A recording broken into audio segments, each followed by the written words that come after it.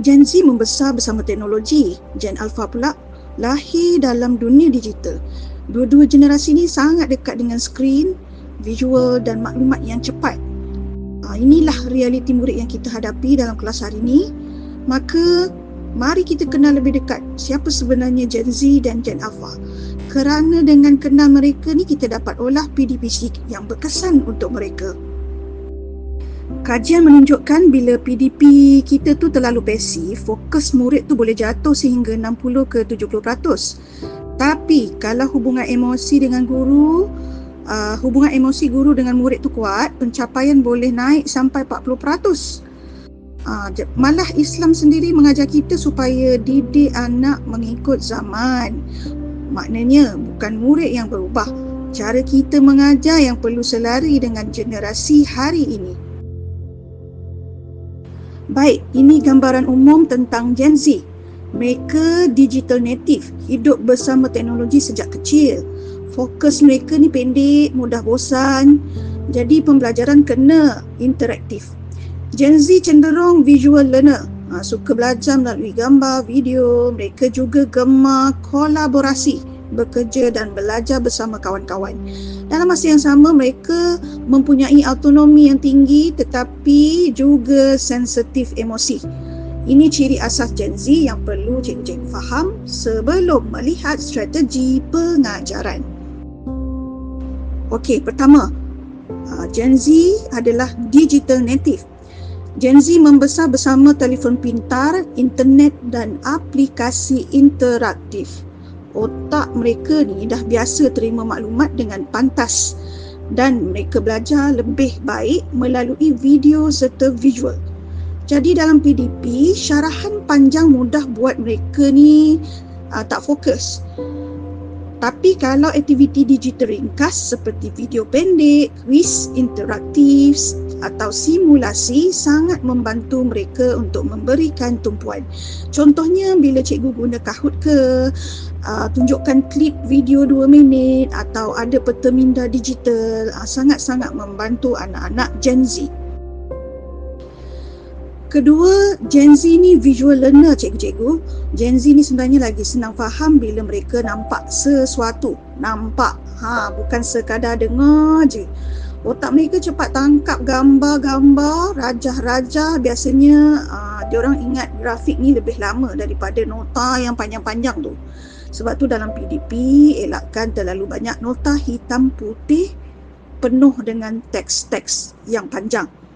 Lebih baik cikgu guna infografik, peta konsep, rajah dan warna. Contohnya buat carta alih eksperimen atau timeline sejarah yang ada gambar. Ni baru mereka akan lebih mudahlah nak ingat sesuatu konsep.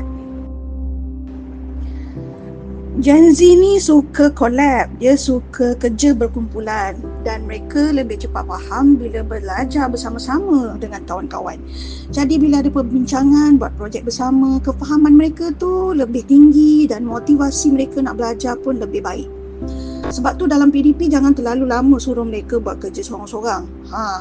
Lebihkan aktiviti berkumpulan seperti projek, diskusi, saling mengajar kawan-kawan, buat poster bersama-sama, buat pembentangan kecil-kecilan. Ini akan membantu Gen Z. Seterusnya, yang keempat, Gen Z mempunyai autonomi yang tinggi. Maksudnya, Gen Z ni suka bila diberi pilihan. Mereka nak suara mereka didengar dan rasa mereka ni ada kawalan dalam pembelajaran. Bila kita bagi ruang macam ni, biasanya motivasi mereka akan terus naik. Jadi dalam kelas tak perlu semua cikgu yang tentukan. Bagi mereka pilihan, sama ada dalam pilihan untuk tugasan, pilihan untuk topik-topik atau cara nak bentang. Contohnya murid boleh pilih nak buat video ke, atau nak buat poster ke, atau esei pendek. Cikgu beri mereka pilihan. Jadi mereka akan happy lah, suka. Sekarang kita lihat pula cabaran utama atau kelemahan Gen Z ni. Fokus mereka ni memang agak pendek.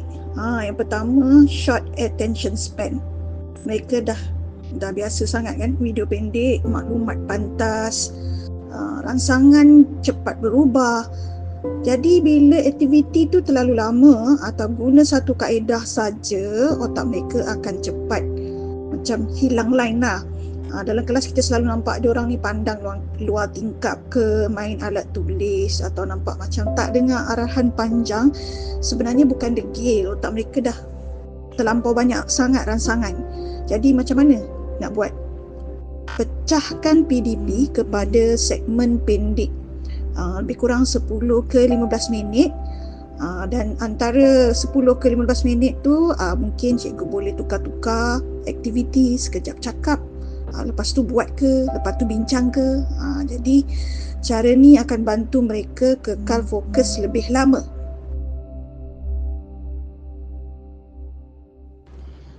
Okey, cabaran seterusnya atau kelemahan Gen Z yang seterusnya, dia cepat bosan. Kalau pembelajaran tu tak mencabar minda mereka, mereka akan hilang minat sebab PDP tu asyik ulang cara yang sama. Tak ada kaitan dengan dunia sebenar atau hanya dengar je, tak ada buat apa-apa. Dalam kelas kita akan nampak mereka macam tak berminat lah ataupun mengantuk. Ni bukan sebab malas, tapi pembelajaran tu tak cukup nak merangsang otak mereka. Jadi apa yang guru boleh buat? Tanyalah soalan-soalan aras tinggi, buat aktiviti penyelesaian bersama, bawa projek yang dekat dengan dunia sebenar. Cabaran Gen Z seterusnya ialah, ni semua orang tahu, sensitif. Gen Z memang sensitif dari segi emosi. Mereka sangat peka dengan intonasi suara cikgu, bahasa badan cikgu, sama ada layanan kita tu adil atau tak. Kadang-kadang bukan sebab apa yang kita cakap, tapi cara kita cakap tu yang akan memberikan impak yang besar kepada mereka. Bila ditegur dengan kasar, motivasi mereka tu akan cepat down. Ada yang akan terus diam, ada yang melawan, dan ada juga yang mungkin akan terus tarik dirilah daripada pembelajaran tu. Sebab tu apa yang cikgu boleh buat ialah tegur tu kena dengan hikmah. Puji usaha mereka, bukan hasil semata-mata, dan yang paling penting, bina hubungan dulu sebelum cikgu nak tekankan mengenai prestasi. Bila emosi mereka stabil, barulah pembelajaran akan jadi lebih berkesan.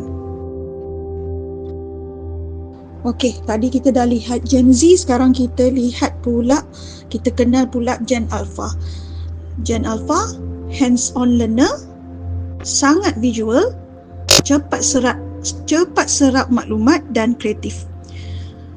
Gen Alpha mudah terlebih rangsangan, overstimulate, susah nak duduk lama, dan tumpuan mereka pun sama macam Gen Z, short attention span. Pendek kata, Gen Alpha perlukan pembelajaran yang aktif, bergerak dan penuh rangsangan visual.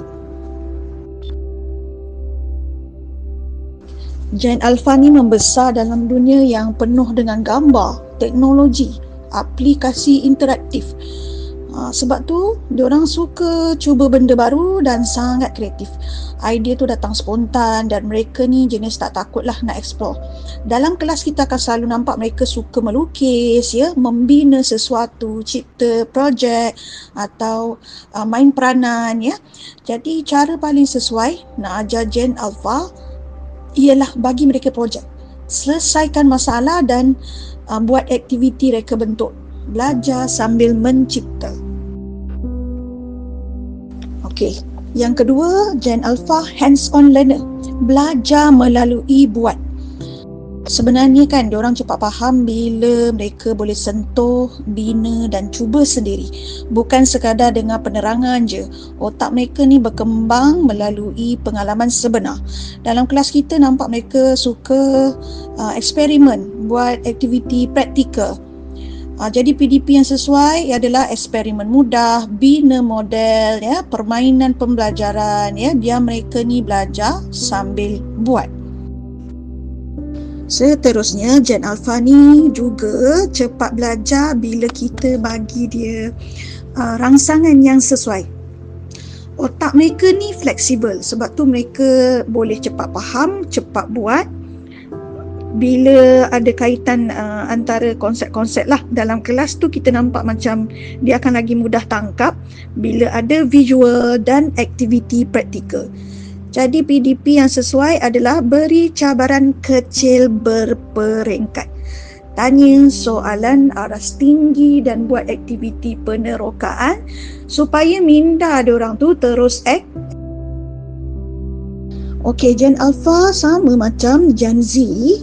Diorang belajar paling kuat, dominan melalui apa yang mereka nampak, apa yang mereka lihat.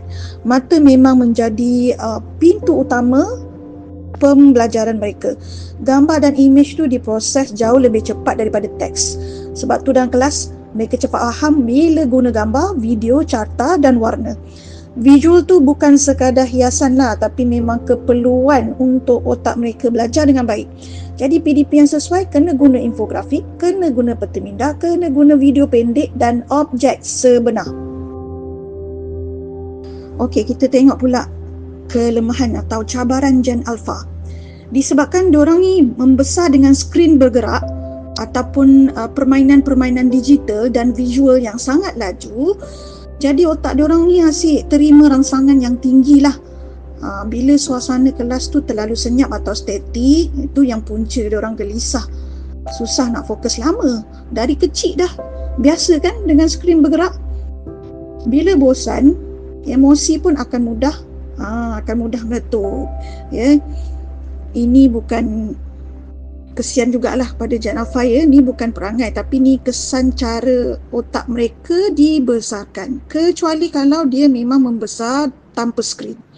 Sebab tu PDP untuk Gen Alpha perlu lebih aktif, perlu banyak pergerakan dan kena guna pelbagai rangsangan yang dikawal. Kelemahan Gen Alpha yang kedua, diorang tak boleh duduk lama. Diorang tak boleh duduk diam lama-lama. Tubuh dengan otak mereka ni dah direka untuk bergerak sambil belajar. Mereka belajar melalui sentuhan, pergerakan, manipulasi objek. Kalau suruh duduk lama sangat, memang otak diorang akan turn off. Dalam kelas kita nampak diorang pusing badan lah, bangun tanpa izin lah, atau mula hilang fokus. Ni Gen Alpha lah. Pembelajaran kena ada elemen pergerakan, selitkan aktiviti fizikal supaya tenaga mereka tu dapat disalurkan dengan baik. Seterusnya sama macam Gen Z, Gen Alpha pun dia short attention span juga, tumpuan mikro. Gen Alpha ni fokus diorang semakin singkat. Biasanya sekitar 10 ke 20 minit sahaja untuk satu aktiviti. Lepas tu perhatian diorang akan mula turun dan fikiran pun mula melayang-layang. Dalam kelas kita nampak diorang cepat bosan, hilang arah, susah nak fokus. Ini sebenarnya normal bagi perkembangan anak-anak Gen Alpha. Sebab tu cikgu-cikgu PDP perlu dipecahkan kepada aktiviti pendek dan pelbagai supaya tumpuan mereka itu boleh dikekalkan. Untuk mudahkan kita nampak gambaran besar, slide ni ringkasan cabaran Gen Alpha bersama cara otak mereka berfungsi dan apa strategi PDP yang sesuai. Bila murid terlebih rangsangan, mereka perlukan suasana yang lebih tenang dan berstruktur. Kalau susah duduk lama, tu tandanya otak mereka belajar melalui pergerakan. Jadi aktiviti kena hands on. Bila tumpuan singkat, PDP perlu dipecahkan kepada segmen-segmen pendek dan variasi aktiviti. Pendek kata, kalau kita faham apa berlaku dalam otak mereka, kita boleh rancang pengajaran yang lebih berkesan dan menyeronokkan.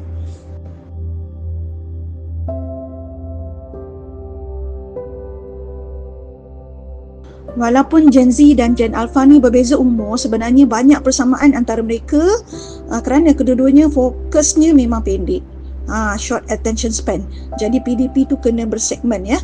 Dari segi emosi pula, dua-dua memang sensitif dan perlukan lebih empati daripada guru. Mereka juga sangat visual, cuma Gen Alpha ni visualnya tu lebih kuat lagi lah. Sebab tu bahan bergambar, video-video sangat penting untuk pembelajaran generasi Alpha. Dan kedua-dua Gen Alpha, Gen Z belajar lebih baik bila PDP kita tu interaktif, hands on, ada teknologi. Kerana teknologi ni memang tak asing bagi mereka. Teknologi ni sebahagian daripada hidup mereka. Ringkasnya, ajarlah generasi hari ini dengan cara yang sesuai lah dengan mereka, visual, aktif, penuh empati. Ciri Gen Z yang kita nampak dalam kelas sebenarnya selari dengan dapatan psikometrik.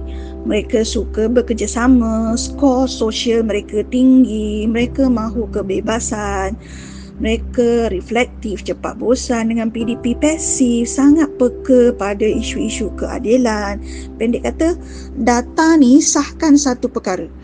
Bukan murid yang bermasalah, cuma cara lama tu dah tak lagi sesuai dengan murid. Bila cikgu-cikgu gabungkan ciri murid hari ni dengan PDP yang pasif, tak pelik pun kalau dorang ni cepat hilang fokus. Murid suka autonomi, bila terlalu dikawal memang akan melawan. Murid yang jenis kinestetik, bila dipaksa duduk lama-lama, akhirnya memang boleh jadi isu disiplin. Sebenarnya bukan sebab murid ni bermasalah. Masalahnya cara kita mengajar tu dah tak lagi sepadan dengan cara otak mereka belajar. Data jelas menunjukkan murid tu bukanlah degil cikgu. Mereka cuma perlukan pendekatan yang lebih sesuai.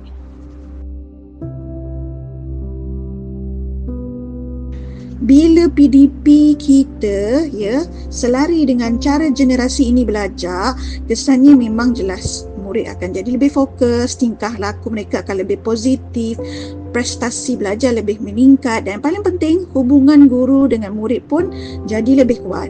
Pendek kata, kaedah betul, perubahan murid pun akan menjadi lebih baik.